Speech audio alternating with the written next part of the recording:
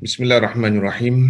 Alhamdulillahirabbil alamin wa bihi nasta'in ala umurid dunya waddin. Wassalatu wassalamu ala asyrafil anbiya'i wal mursalin wa ala alihi wa sahbihi wa sallim tasliman katsira amma ba'd. Ilahana anta maqsudana wa ridhaka matlubana a'tina mahabbataka wa ma'rifatak. Subhanaka la ilma lana illa ma 'allamtana innaka antal alimul hakim. Rabbi inna na'udzu bika min hamazatis syayatin wa na'udzu bika rabbina an yahdurun. Rabbi shrah lana sadrana wa yassir lana amrana wahlul 'uqdatam min lisanina yafqahu qawlina wala haula wala quwwata illa billahil aliyil azim. Assalamualaikum warahmatullahi wabarakatuh. Ila hadratin Nabil Mustafa Rasulullah sallallahu alaihi wa alihi wasallam wa ala alihi wa sahbihi ajma'in. Syai'un lillahi lahumul Fatihah. A'udzu billahi minasyaitonir rajim. Bismillahirrahmanirrahim. Alhamdulillahi rabbil alamin. Ar-Rahmanir Rahim. Maliki yaumiddin. Iyyaka na'budu wa iyyaka nasta'in. Ihdinas siratal mustaqim. Siratal ladzina an'amta 'alaihim ghairil maghdubi 'alaihim waladdallin. Amin. Rabbi yassir wa la tu'assir ya muyassir kulla 'asir. Rabbi tammim bil khair. Hamdan katsiran thayyiban mubarakan hamdan yuwafi ni'amahu wa yukafi mazidah. Ya Rabbana lakal hamdu kama yanbaghi li jalali wajhikal karim wa 'azimi sultanik. Alhamdulillah, syukur kita kepada Allah Subhanahu wa taala. Selamat kita bersua kembali dalam pengajian tafsir surah Al-Fatihah, tafsir juzuk amma kita pada pagi yang penuh dengan barakah ini. Saya harap anda semua sihat sejahtera, jamaah-jamaah daripada Masjid Al-Istighfar, rakan-rakan FB dan jamaah-jamaah saya, murid-murid yang dirahmati Allah Subhanahu wa taala. Saya doakan mudah-mudahan anda semua sihat sejahtera di samping keluarga yang tercinta insya-Allah. Amin ya rabbal alamin. Baik, kita bincang kembali tentang pengajian tafsir surah Al-Fatihah. Pada pelajaran yang lalu, alhamdulillah kita telah membincangkan tentang pengertian basmalah, ya, dan juga keutamaan dalam kita membaca basmalah. Dan begitu juga dengan empat perkara atau empat makna dalam kita membaca basmalah. Itu semua telah dijelaskan pada pelajaran yang lalu. Jadi kita tahu peri pentingnya pembacaan bismillah ni dalam kehidupan kita seharian. Kalaulah kehidupan kita seharian kalau kita niatkan untuk beribadah kepada Allah Subhanahu wa taala, ditambah lagi dengan setiap pergerakan, setiap ucapan, setiap pekerjaan apabila anda lakukan dimulakan dengan basmalah, yakni dengan bismillahirrahmanirrahim, maka anda akan dapat keberkahan daripada pekerjaan anda. Anda akan dapat keberkahan daripada apa yang anda usahakan dalam kehidupan anda seharian. Jadi biasakanlah dengan bermulazamah, yakni membiasakan diri dengan membaca bismillahirrahmanirrahim dalam suatu perkara apapun yang anda lakukan. Selagi perkara itu perkara yang baik, perkara yang diridai oleh Allah Subhanahu wa taala, perkara yang disukai oleh junjungan Nabi besar kita Nabi Muhammad sallallahu alaihi wasallam, dipersilakan jika anda ingin lakukan perkara tersebut, awalilah dengan bismillahirrahmanirrahim, maka anda akan dapat keberkahan daripada pekerjaan seharian anda.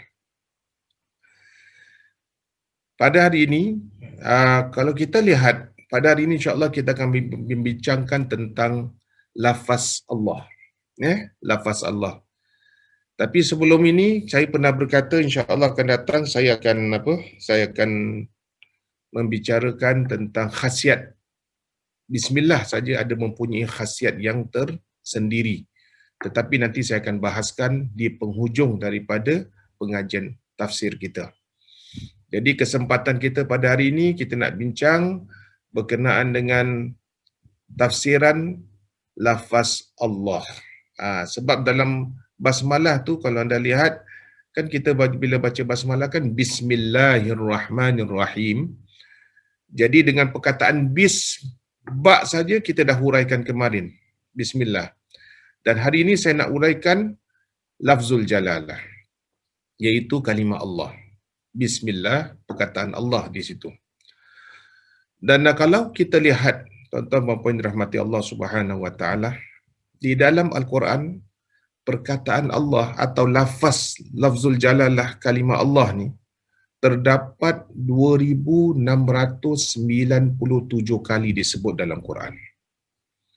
Jadi tentu sekali banyak, sampai ribuan, ya. 2697 kali disebut dalam Al-Quran. Jadi apa makna Allah? Apa yang dimaksud dengan kalimah Allah ni tadi? Allah ni adalah nama yang diperuntukkan untuk Sang Rabb alam semesta ini. Secara bahasa ia berasal daripada perkataan Allah yang bererti sesembahan. Jadi perkataan Allah ni diambil kata alif, lam sama ha. Dan Allah Azza wa Jalla sendiri yang menamai zatnya yang suci dengan kalimah Allah. Baik, itu kalau kita lihat dalam beberapa surah, banyak surah, tetapi antara pilihan saya untuk menjelaskan kepada anda ni ada 3 surah.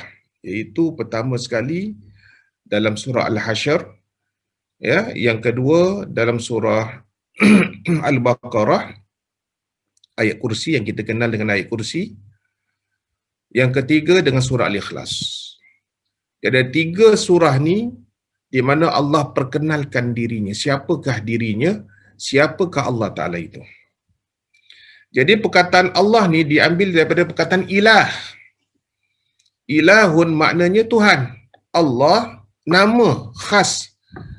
Ismul A'zam, atau kita kata nama yang paling agung yang ditujukan kepada siapa? Allah Subhanahu wa Ta'ala. Jadi perkataan Allah ni bukan perkataan khusus, tapi dia perkataan yang diambil dari perkataan ilahun. Ilahun makna Tuhan. Dan kita tahu ada selain daripada perkataan ilah, ada lagi perkataan Rabb. Rabbun juga makna Tuhan. Sampai ada ulama perbahaskan perbezaan antara 2 nama ni, antara nama ilahiyah dengan rububiyah. Padahal dua-dua makna ketuhanan, tetapi ada perbezaan fungsi daripada 2 perkara. Ulama mengatakan perkataan Rabb ni walaupun maknanya Tuhan, tetapi Rabb ni dalam usaha Allah bertugas sebagai Tuhan ini dalam menguruskan hamba-Nya. Digunakan perkataan Rabb. Umpamanya Rabbus samawati wa Rabbul ard. Rabbus samawati wal ard. Tuhan yang memelihara seluruh langit dan bumi. Jadi Allah ni ada tugas dalam memelihara seluruh langit dan bumi Allah Subhanahu wa taala.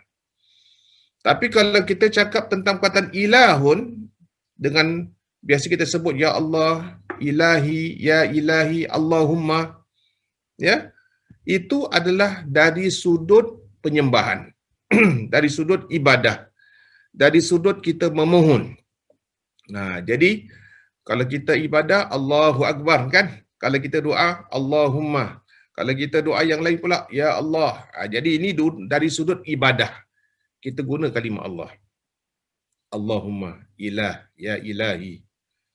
Ya, tapi kalau kita dengar perkataan Rabb saja, ini menunjukkan bahawa ada tugasan yang Allah lakukan untuk hamba-hambanya, untuk makhluk-makhluknya keseluruhan, apa yang ada di langit maupun yang ada di bumi. Jadi pada hari ini mari sama-sama kita hayati dalam surah Al-Hasyr ayat 22 hingga 24, di mana Allah Subhanahu wa taala menerangkan tentang dirinya, tentang zatnya yang suci. Di dalam Quran Allah Subhanahu wa taala berfirman, a'udzubillahi minasyaitonir rajim. Huwallahu alladzi la ilaha illa huwa alimul ghaibi wasyahadah huwar rahmanur rahim. Wallahu alladhi la ilaha illa huwal malikul qudusus salamul mu'minul muhaiminul azizul jabbarul mutakabbir subhanallahi amma yusyrikun.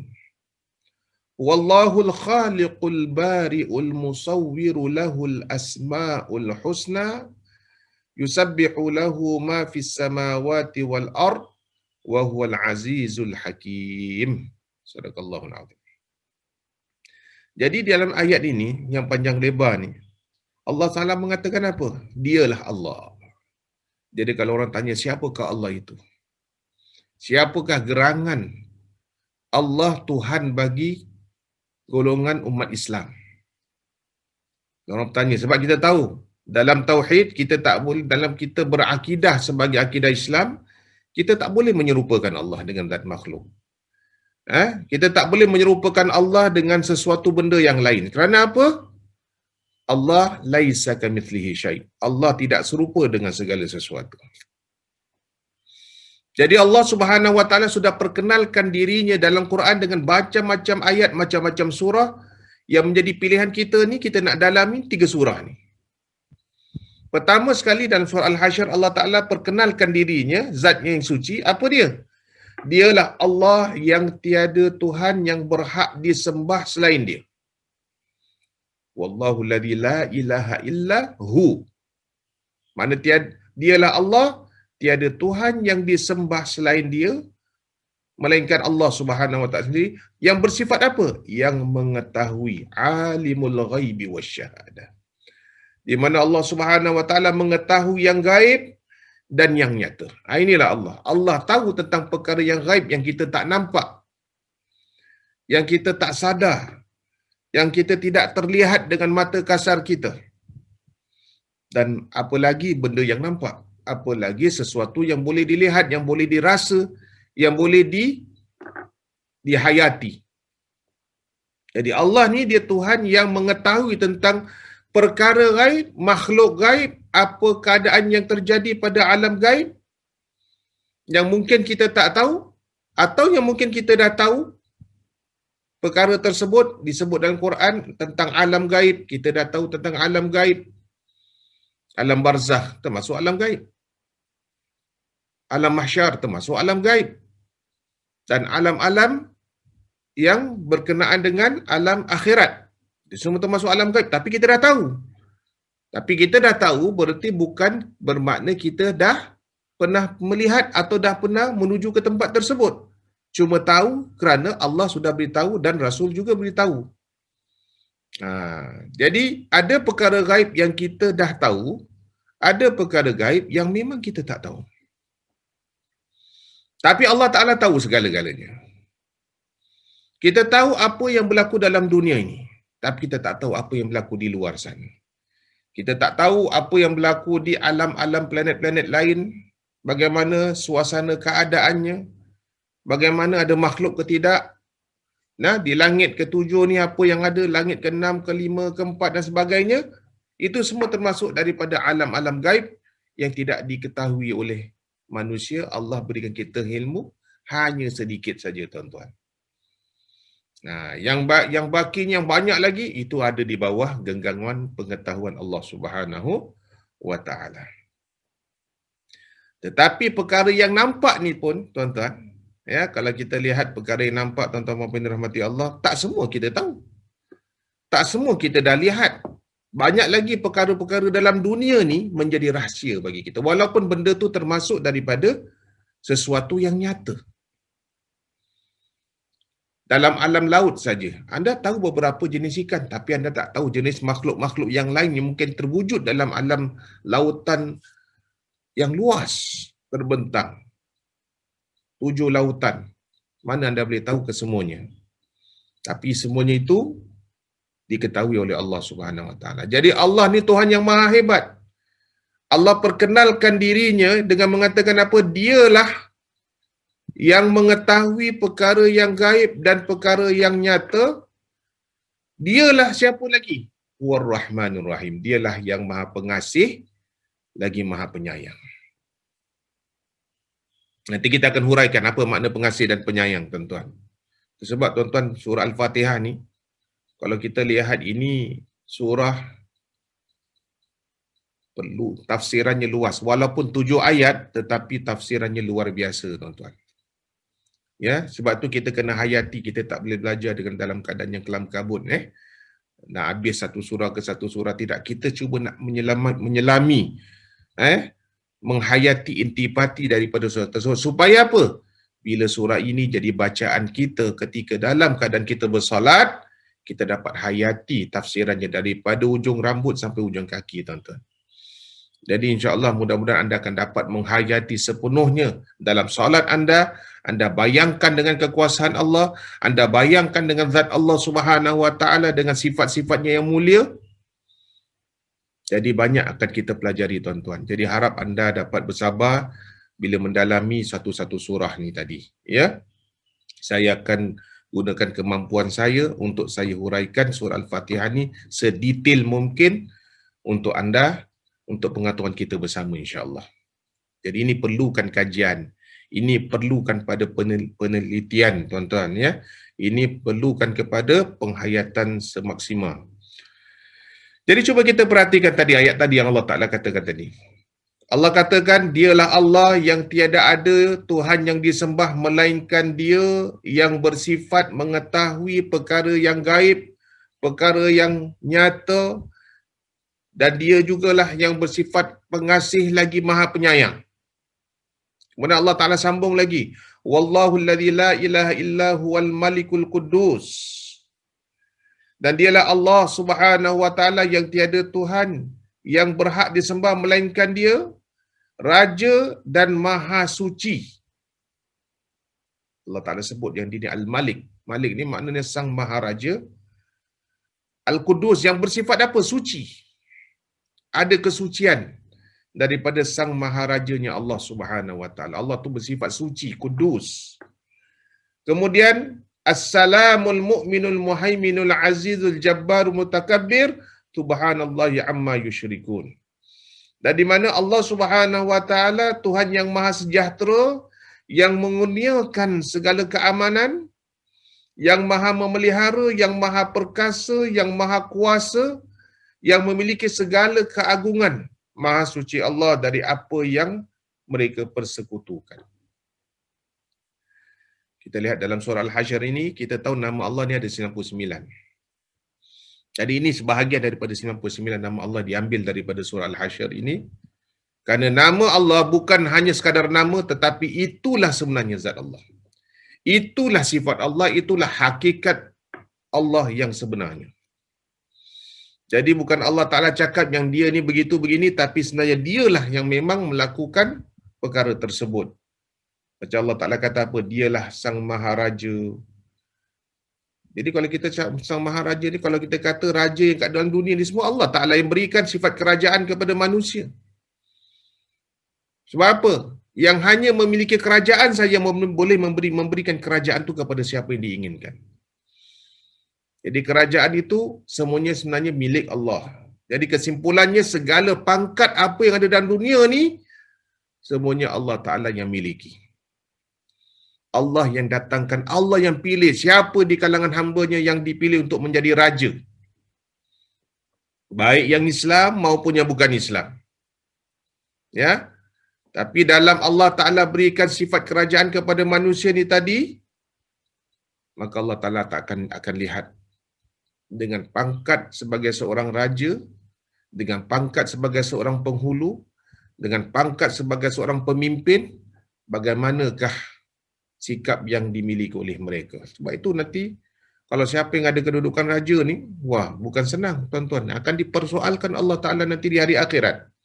Kita tak jadi raja pun, setidak-tidaknya kita jadi raja bagi keluarga kita. Kita akan ditanya nanti di hari akhirat. Sifat kerajaan yang Allah Ta'ala berikan pada kita. Dan Allah Ta'ala Tuhan yang maha suci. Suci daripada segala kekurangan. Suci daripada segala yang negatif. Yang dimiliki hanya dalam zat Allah ni hanya perkara yang positif saja. Perkara yang baik saja. Perkara yang mulia saja. Itulah Tuhan yang maha sejahtera. Yang mengurniakan keamanan.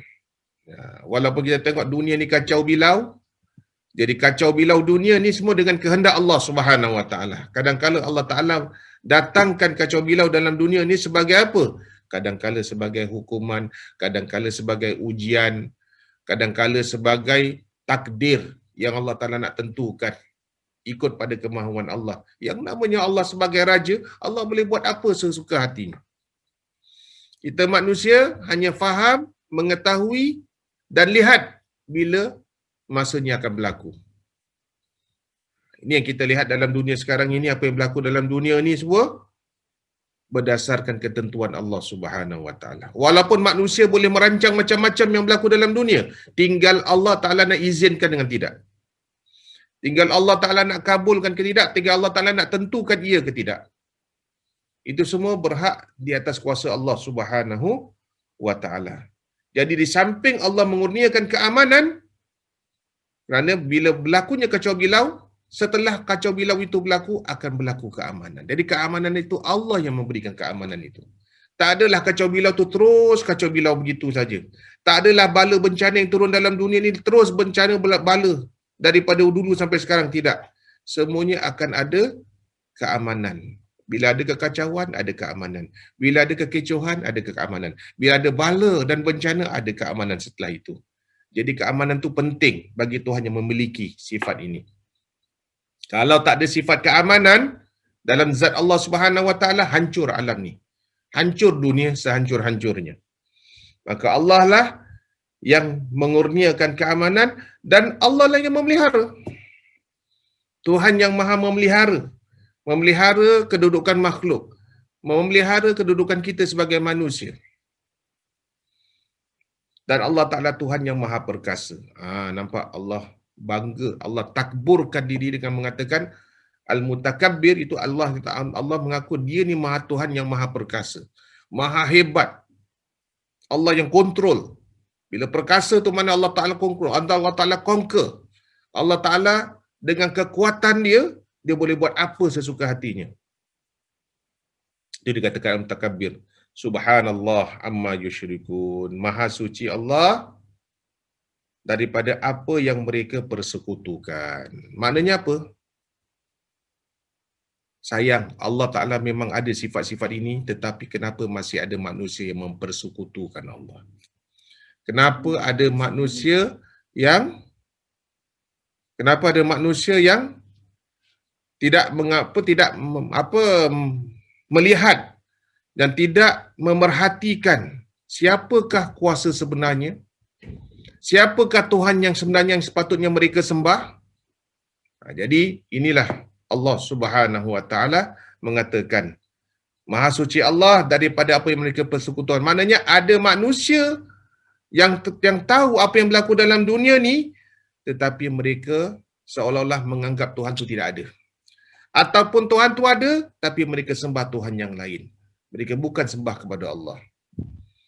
Dan mereka menganggap ada kuasa lain yang berkuasa kepada alam kita ni. Kenapa tidak? Kita lihat sekarang banyak orang-orang buat melakukan perkara-perkara syirik dalam dunia ni kan. Allah yang turunkan nikmat, Allah turunkan bencana, Allah yang turunkan keamanan, Tuhan lain pula yang mereka sembahkan. Sembah pokok lah, sembah matahari lah, sembah laut lah, sembah hutan lah, sembah gunung lah, supaya tak berlaku bencana, supaya tak berlaku tsunami. Ini orang-orang yang telah melakukan perkara syirik banyak berlaku dalam dunia ni. Dan kita bersyukur pada Allah yang kita ni hamba Allah yang beriman. Kita bersyukur yang kita ni beriman kepada Allah Subhanahu Wa Taala. Lantas jangan sampai satu hari kita mensyirikkan Allah, kita menganggap ada kuasa lain yang menakluki kedudukan kita sebagai makhluk Allah. Jangan.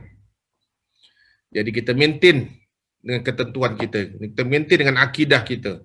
Sentiasa menganggap apa pun yang berlaku, Allah yang menentukan.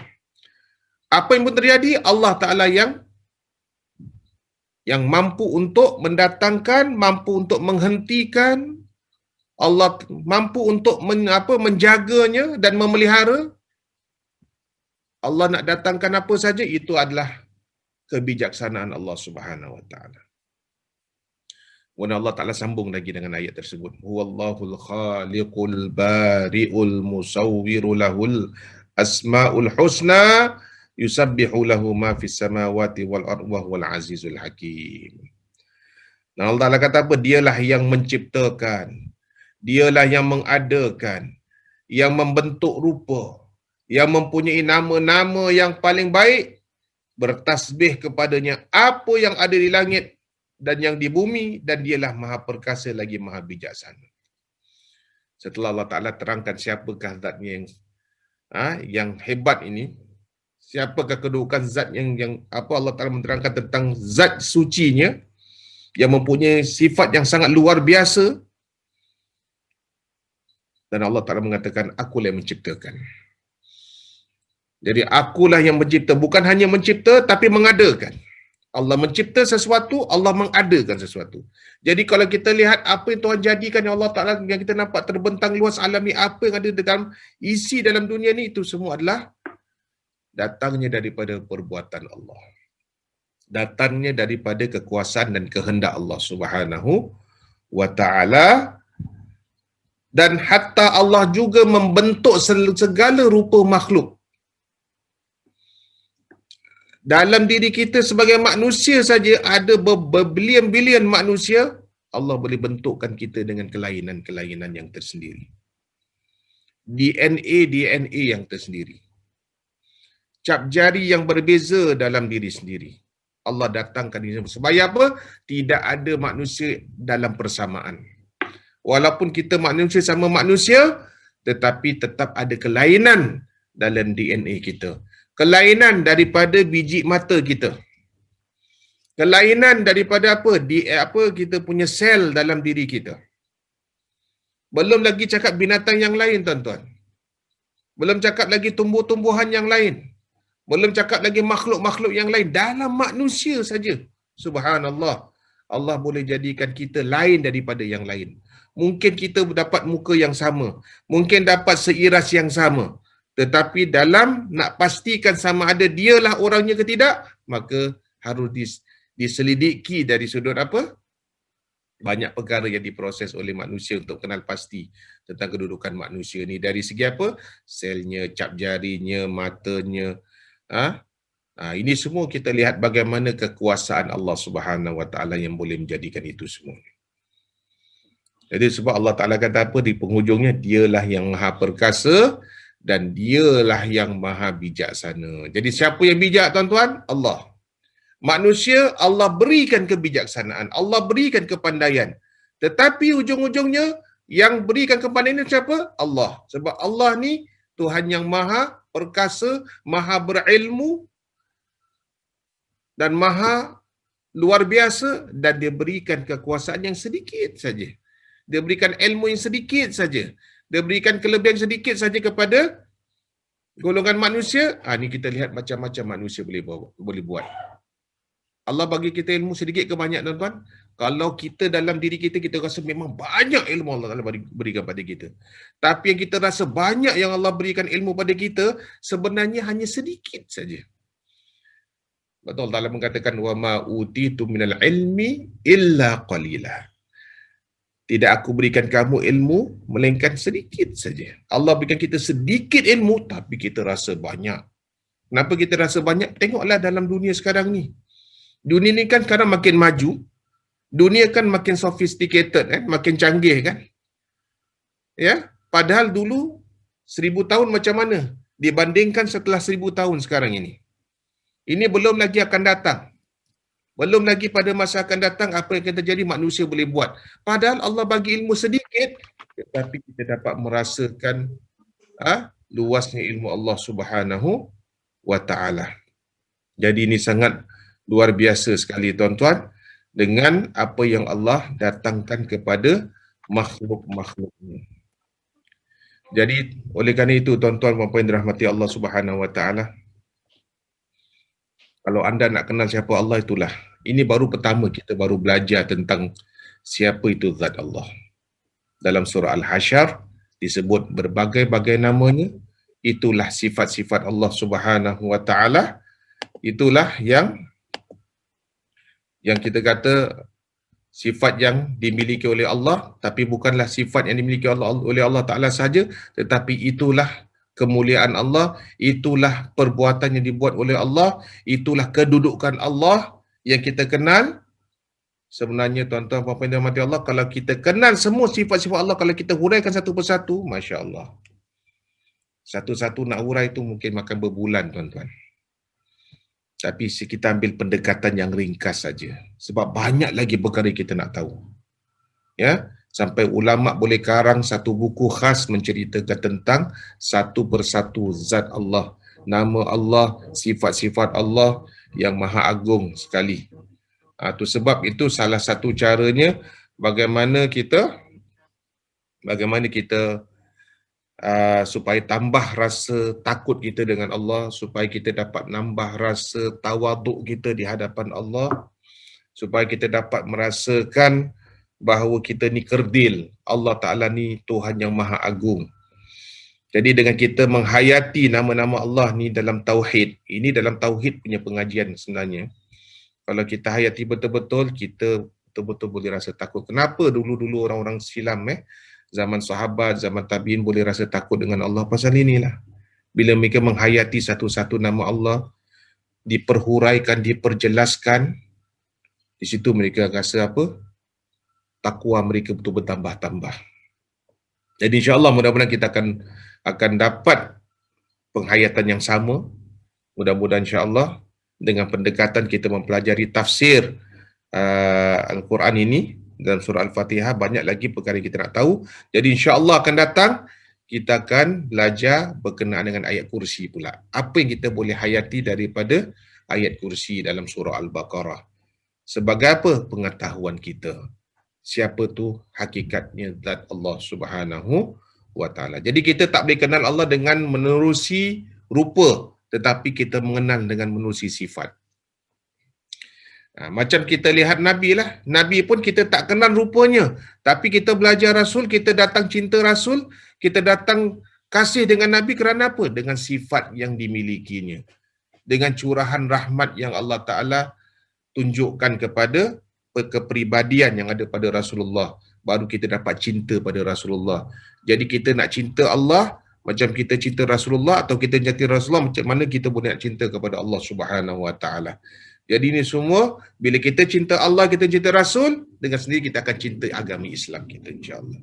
Jadi mudah-mudahan kita sebagai pencinta-pencinta agama Allah, pencinta ilmu, pencinta segala apa perkara yang baik, yang boleh membawa kebahagiaan kita di dunia maupun di hari akhirat kelak, insya-Allah.